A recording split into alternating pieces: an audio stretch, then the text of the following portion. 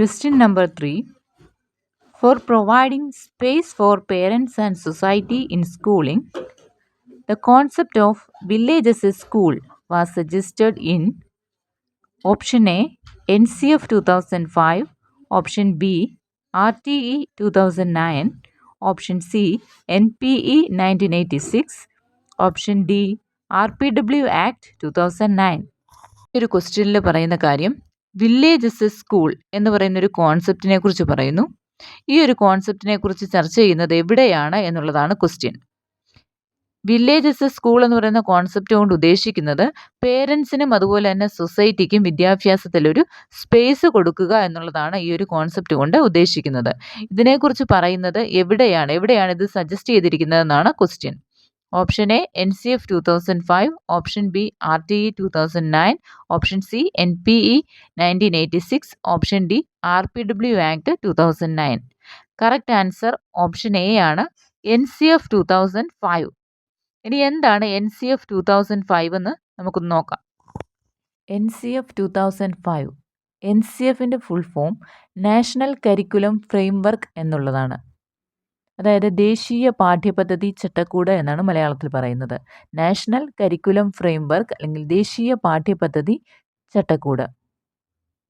The National Curriculum Framework NCF 2005 is a policy document published by the National Council of Educational Research and Training NCERT in India.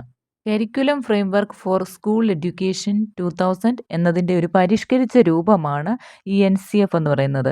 എന്തിൻ്റെയാണ്? Curriculum framework for school education 2000 എന്നതിൻ്റെ പരിഷ്കരിച്ച രൂപമായിട്ടാണ് ഈ NCF 2005 വന്നിട്ടുള്ളത്. എന്താണ് ഇനി ഈ NCF എന്ന് കൊണ്ടത്?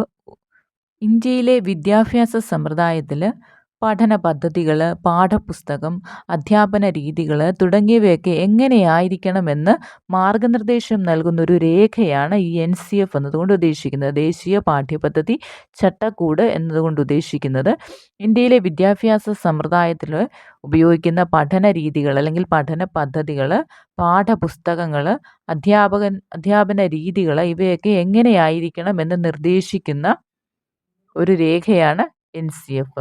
ആരാണ് ഈ NCF പുറത്തിറക്കുന്നത്? NCERT ആണ്. National council four educational research and training ആണ് എന്ത് പുറത്തിറക്കുന്നത്? NCF എന്ന് പറയുന്ന ഈ ഒരു രേഖ, ഈ ഒരു ചട്ടക്കൂട് നിർമ്മിക്കുന്നതും പബ്ലിഷ് ചെയ്യുന്നതും ആരാണ്?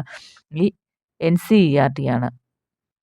ഏതൊക്കെ വർഷങ്ങളിലാണ് ഈ NCF പ്രസിദ്ധീകരിച്ചിരിക്കുന്നത്? 1988, 2000, 2005. ഇവിടെ നമ്മൾ പറയുന്നത് NCF 2005നെ കുറിച്ചാണ്.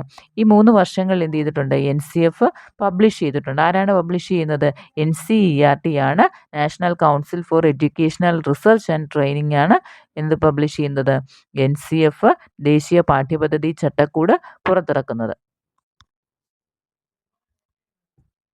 സംസ്ഥാന സർക്കാർ സ്കൂളുകളിലേക്കും അതുപോലെ തന്നെ CBSE സ്കൂളുകളിലേക്കും എല്ലാമുള്ള പാഠപുസ്തകങ്ങളും പഠന പദ്ധതികളും തയ്യാറാക്കുന്നത് ആരാണ്? NCF അനുസരിച്ചാണ്.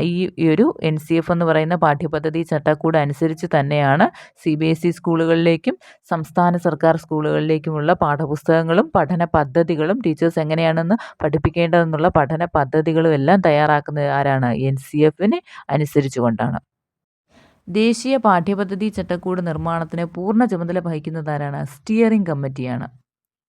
NCF 2005ൻ്റെ ചെയർമാന് ഡോക്ടർ യശ്പാലാണ്. അദ്ദേഹത്തിനെ കൂടാതെ 35 അംഗങ്ങൾ അടങ്ങുന്ന ഒരു കമ്മിറ്റിയാണ് NCF 2005ൻ്റെ കമ്മിറ്റി എന്ന് പറയുന്നത്. ഇതിൻ്റെ ലക്ഷ്യങ്ങൾ പാഠ്യപദ്ധതി പരിഷ്കരണവും ക്രമമായ പരിഷ്കരണം, ദേശീയ അഭിരുചി ഇതെല്ലാമാണ് NCF 2005ൻ്റെ ലക്ഷ്യങ്ങൾ.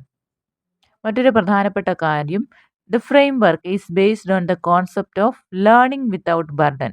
ലേണിംഗ് വിത്തൗട്ട് ബർഡൻ എന്നുള്ളതാണ് ഈ ഒരു ഫ്രെയിംവർക്കിൻ്റെ, ഈ ഒരു ചട്ടക്കൂടിൻ്റെ NCF 2005ൻ്റെ ഏറ്റവും പ്രധാനപ്പെട്ട കോൺസെപ്റ്റ് എന്ന് പറയുന്നത് ലേണിംഗ് വിത്തൗട്ട് ബർഡൻ എന്നുള്ളതാണ്.